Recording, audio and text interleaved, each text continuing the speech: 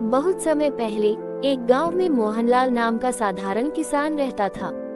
उसकी झोपड़ी कच्ची दीवारों और छप्पर से ढकी थी, जो हर बारिश में टपकती थी। उसके 5 बेटे थे, लेकिन वे कोई काम नहीं करते थे। मोहनलाल सुबह खेतों में काम करता और रात को थककर घर लौटता। एक दिन वह थका हारा घर आ रहा था, तभी पड़ोस की एक बूढ़ी औरत, जिसे गांव वाले दादी अम्मा कहते थे, उसके पास आई। दादी अम्मा ने कहा, मोहनलाल, तू दिन रात मेहनत करता है, लेकिन तेरी हालत नहीं बदलती। क्या कभी सोचा क्यों? मोहनलाल ने कहा, दादी अम्मा, मेरी किस्मत ही खराब है।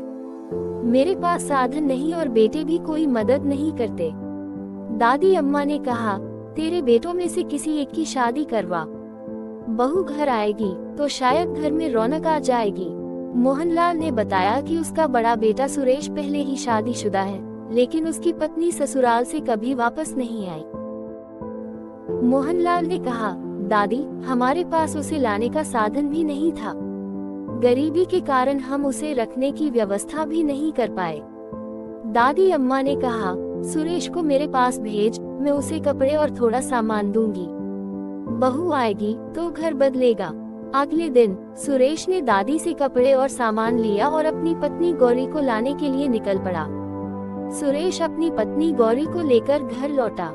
गौरी ने घर की हालत देखी, गंदगी, अस्त व्यस्त बर्तन और टूटा फूटा सामान। वह पहले तो उदास हुई, लेकिन उसने हार नहीं मानी। उसने सोचा, अगर मैं इस घर को व्यवस्थित करूं, तो सब कुछ बदल सकता है। गौरी ने सफाई शुरू की और घर के हर कोने को व्यवस्थित किया। गौरी ने रात को पूरे परिवार को इकट्ठा किया। गौरी, अगर हम सब मिलकर काम करें, तो ये घर खुशहाल हो सकता है। सफाई, खेतों का काम और घर की जिम्मेदारी हम सबको मिलकर निभानी होगी। सभी ने गौरी की बात मानी। अगले दिन से सुरेश ने अपने भाइयों को खेत में काम करने के लिए प्रेरित किया। गौरी ने घर संभालना शुरू किया। कुछ महीनों में घर में बदलाव दिखने लगा।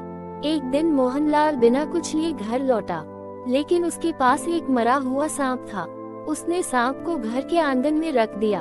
अचानक आसमान में एक चील आए और सांप को ले गई। सांप की जगह एक कीमती सोने का हार घर के आंगन में गिरा। गौरी ने हार देखा और सोचा, ये किसी राजा या रानी का हो सकता है। हमें इसे लौटाने का तरीका सोचना चाहिए। मोहनलाल ने साधु का वेश बनाया और राजा विक्रम के महल पहुंचा।